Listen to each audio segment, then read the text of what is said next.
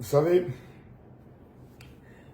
ce qui est dommage en Côte d'Ivoire, et ce qui est même triste, c'est que les gens n'ont jamais retenu ce qu'on appelle l'histoire. Et les gens n'ont jamais tiré des leçons du passé pour construire l'avenir.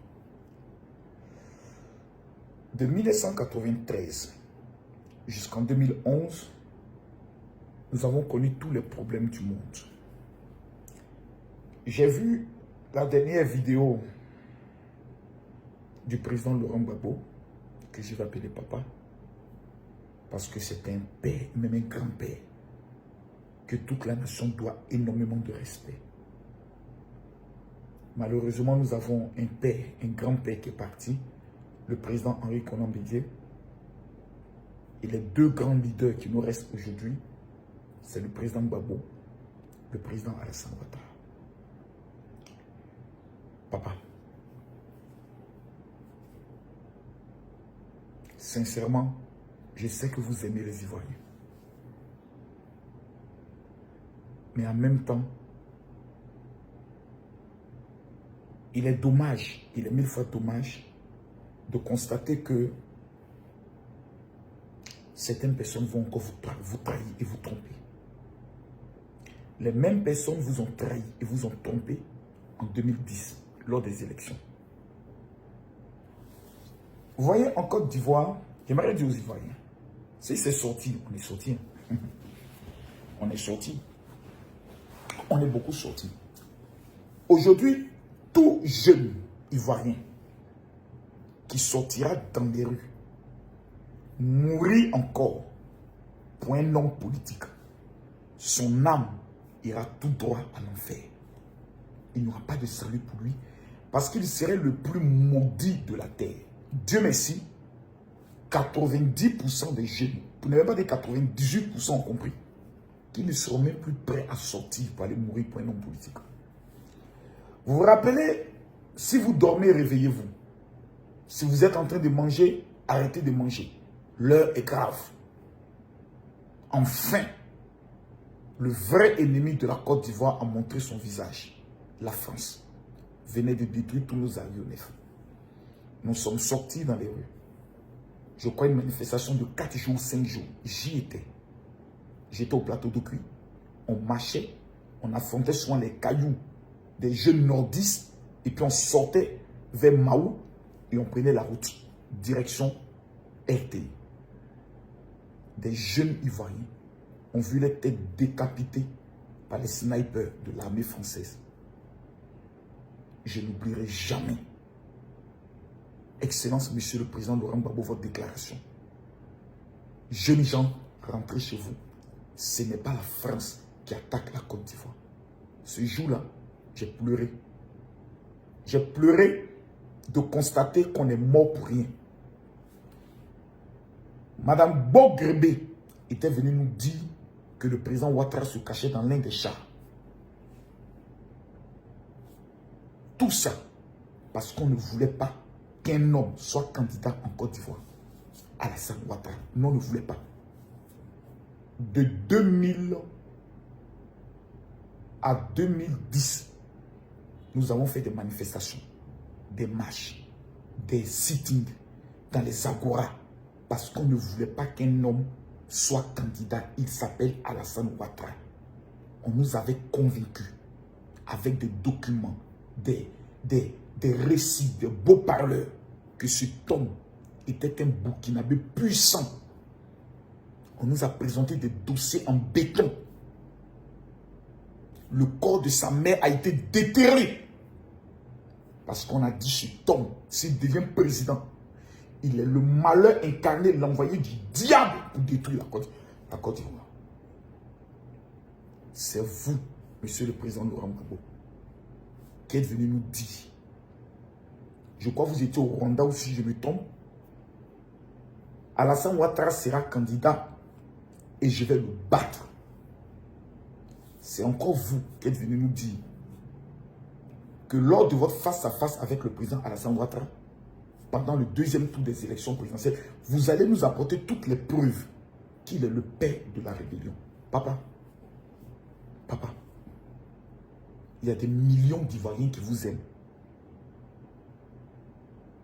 Laissez la politique. Laissez. Tout ce que, pourquoi on est mort, vous nous avez servi le contraire. Accord de Linas Makoussi. Quand vous êtes allés, les étudiants, les jeunes étaient dans les rues, on ne va pas accepter. Quand vous êtes venus, vous avez commencé à recevoir région par région pour nous demander pourquoi nous on était fâchés. Pourtant, c'est vous qui devez nous donner des nouvelles. Et en conclusion, même si le médicament est difficile, on va le prendre. Vous nous avez dit, quand je n'ai pas gagné la guerre, un traitement quand tu es malade, souvent le médicament est amer. Mais prenez-le. Le médicament qui est amer, on l'a pris. C'était la candidature d'Alassane Ouattara. Il est venu au pouvoir. Papa, tout ce qu'on nous avait dit comme malheur qui allait s'abattre sur la Côte d'Ivoire, on n'a pas vu. Aujourd'hui, il y a une élection. Je suis vraiment désolé que vos noms n'apparaissent pas dans la liste électorale. Je suis vraiment désolé. En 2010, il n'y a que les enfants maudits à qui on peut faire croire que le président Ouattara a perdu les élections.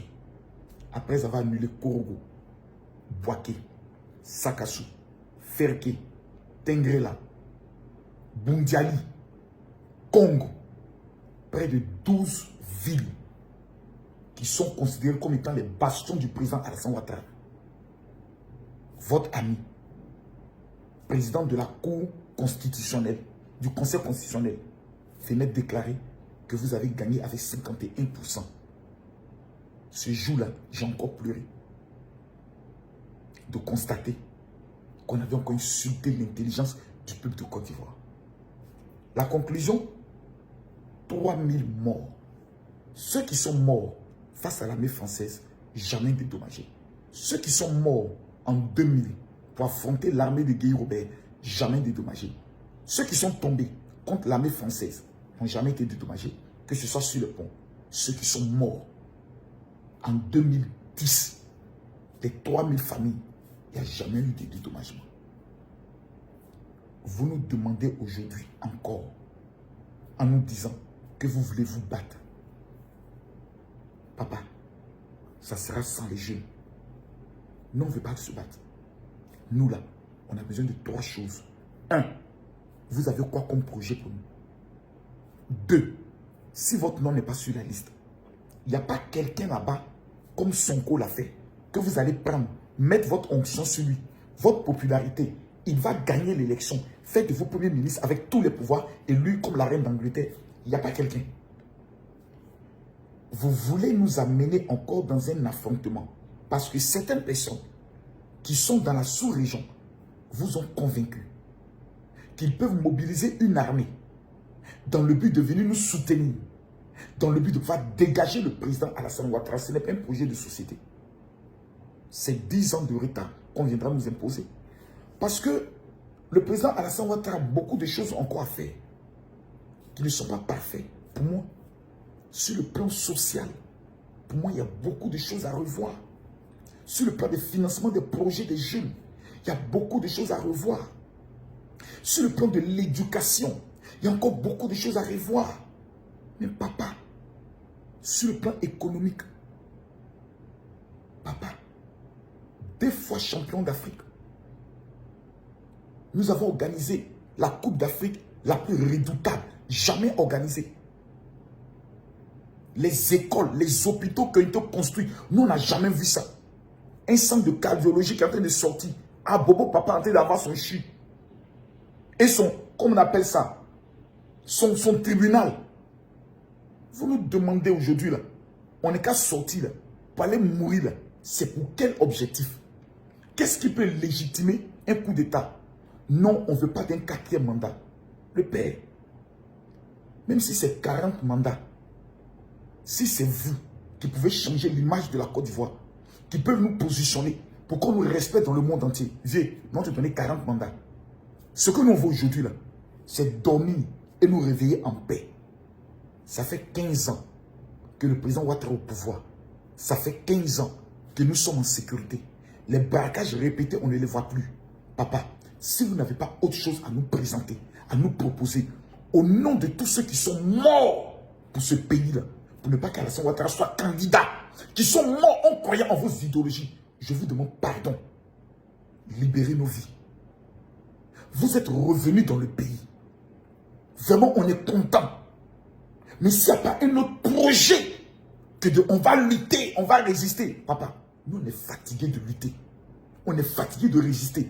Le monstre que vous nous avez présenté là, c'est lui qui nous dit depuis 15 ans. On n'est pas à l'enfer. Souvent on a faim. La CE c'est le maudit. Hein? Mais on ne meurt pas de faim. Au moins là, on arrive à mettre quelque chose sous la dent. Nous on veut lutter. Mais c'est un projet qui nous propose mieux que le président Alassane Ouattara. Il est venu. Vous êtes professeur. Vous avez été professeur. Vous avez mené des luttes pour les étudiants. Mais c'est lui qui a construit plus de 5 universités. Dont l'université de Bondoukou, qui est une référence internationale. Papa, avec tout le respect, je vous demande pardon. Libérez nos vies. Ce qui se prépare en Côte d'Ivoire, il faut que les Ivoiriens soient... Il faut que vous le sachiez. Les gens ne peuvent pas un coup d'État en Côte d'Ivoire. Avec pour appui certains pays qui sont frontaliers à la Côte d'Ivoire, qui pour eux, la présence d'Alassane Ouattara est une menace pour eux. Parce que pour eux, ils doivent dealer sur notre port, dealer sur nos minerais. Les États-Unis d'Amérique viennent de signer un partenariat avec la Côte d'Ivoire pour la construction de la 2e raffinerie de pétrole. On a la CIE, on aura une 2e. On vient de découvrir l'un des plus grands gisements d'or. Si je me tombe à l'ouest du pays, plusieurs plateformes de gaz. Ce qui veut dire qu'après la modernisation de notre pays, nous allons commencer à bénéficier des ressources de nos richesses et bien les manger. Malgré toutes les injures qu'on adresse contre le président Alassane Ouattara, qu'on nous a présenté comme étant un monstre, il n'a procédé à aucun rapatriement de ces 80 000 personnes qui sont sur notre territoire. Je vous demande pardon. Ayez pitié de nous. Moi, je suis né en 1979. En 93, j'avais 15 ans, plutôt 14 ans. Je devais commencer à avoir des rêves. Le président vous fait bon. En 99, je venais d'avoir 20 ans. C'est là que je devais commencer maintenant à penser à ma carrière. Qu'est-ce que je devais être? Vous nous avez donné un coup d'État. En 2002, je venais d'avoir 23 ans. Vous nous avez imposé une rébellion. Vous les hommes politiques. Pendant 10 ans, nous avons été dans la merde. En 2010, je venais d'avoir 31 ans. C'est là que je vais maintenant penser à ma retraite. Vous nous avez servi 4000 morts. Maintenant qu'on a une stabilité de 15 ans, on peut commencer à voir l'avenir. On peut commencer à percevoir nos affaires. Vous dites non. On veut prendre le dernier coup d'attaque pour mettre... Vous voulez taper ça dans nos mains. Non. Personne ne sortira. J'aimerais dire aux opposants de la Côte d'Ivoire, si dans vos partis politiques, vous n'avez pas de personnes éligibles pour les présenter au nom de votre parti et faire des présidents de la République, que le seul projet que vous avez, c'est de sortir pour nous tuer, pour mourir pour des personnes qui ont la même âme que nous, le même esprit, le même sang que nous, parce que l'un n'en y est pas, nous on doit mourir. Non, ce projet-là, nous refusons. J'ai dit non. Présentez-nous quelque chose de concret, on vous suivra. Mais le projet de manipulation, de la haine contre un homme qui nous a dirigé pendant 15 ans et qui fait qu'aujourd'hui on peut se taper la poitrine pour parler mal à n'importe quel pays, en Afrique centrale, en Afrique de l'Ouest, que la Côte est un pays debout. Non, on n'est pas maudits. Nous les jeunes, on n'est pas maudits. Aujourd'hui, là, à cause de vos wourouourou, on a maintenant 45 ans. On ne va pas accepter que nos enfants puissent vivre le même calvaire que nous avons vécu. Vous avez encore quelques mois pour nous présenter votre champion. Ça vous coûte quoi, monsieur le président Laurent Gbagbo, PDCI, Charles Blé Goudé, de vous mettre ensemble pour présenter comme candidat Simone Evier Gbagbo? Ou bien elle, ce n'est pas une femme compétente. Elle va diriger la Côte d'Ivoire. Pourquoi vous ne vous mettez pas ensemble pour lancer Bion, monsieur Jean-Luc Bion, qui est le plus grand pourvoyeur en matière d'emploi? Lui, quand il parle, vous devez vous taire. Parce que lui, il emploie les Ivoiriens. Grâce à lui, là, il y a des Ivoiriens qui ont des salaires. Vous, parmi vous, il n'y a aucun qui emploie les Ivoiriens. Même Moro cassé, quand les Ivoiriens pleurent, on ne va jamais les aider. Nous, on a mené nos luttes. Marche contre la vie chère, on ne vous a pas vu. Lutte contre la CIE, on ne vous a pas vu. Lutte contre Orange, on ne vous a pas vu. Maintenant, parce que vos noms ne sont pas sur une liste, nous, on doit aller mourir. Pourtant, quand nous menons nos combats, on avait besoin de vous, les hommes politiques. Personne n'est venu nous aider dans notre combat. Les vraies causes pour lesquelles on doit sortir, vous ne venez pas. Parce que vos noms n'y sont pas. Nous, on doit aller mourir. Je refuse la mort dans mon pays. Je déclare, mettez-vous d'accord, présentez-nous un champion et dites à tout le peuple de Côte d'Ivoire, parce qu'on a retiré nos noms, vous allez faire tomber Alassane Ouattara au travers des élections qui viennent. Voici ce que nous proposons.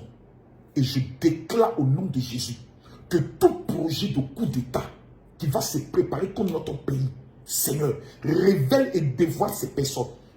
Et que toute personne qui soit dans l'armée, dans la police, dans la gendarmerie, qui aura même une pensée de vouloir collaborer pour un coup d'État, dévoile-le. Nous sommes fatigués. Aujourd'hui, là, la première bénédiction que l'on demande à Dieu, ce n'est pas forcément manger, c'est la sécurité. Et pendant 15 ans, l'homme qui nous a garanti cette sécurité-là, c'est Alassane Ouattara. Qu'est-ce que vous avez de mieux à nous proposer? Nous sommes la jeune femme vierge en quête d'un mari. Faites vos propositions. Propositions dont on va se battre. Match retour. On dit côté Moro, nous on est fatigués. Et j'aimerais dire à ces jeunes inconscients qui sont encore dans la manipulation de la bêtise là. Essayez. Vous allez voir ce qu'il y a dedans. C'est vous seuls qui irez en prison. C'est vous seuls qui allez payer les conséquences. Vos familles ne seront jamais dédommagées. Personne ne se souviendra de vos familles. Allez à l'Ouest. Demandez aux jeunes de l'Ouest. Est-ce qu'ils veulent des matchs retour? Ils vont vous dire ce qu'eux ils ont vécu. À cause de ces hommes politiques là. Tous, y compris. Ne prenons pas conscience. Merci.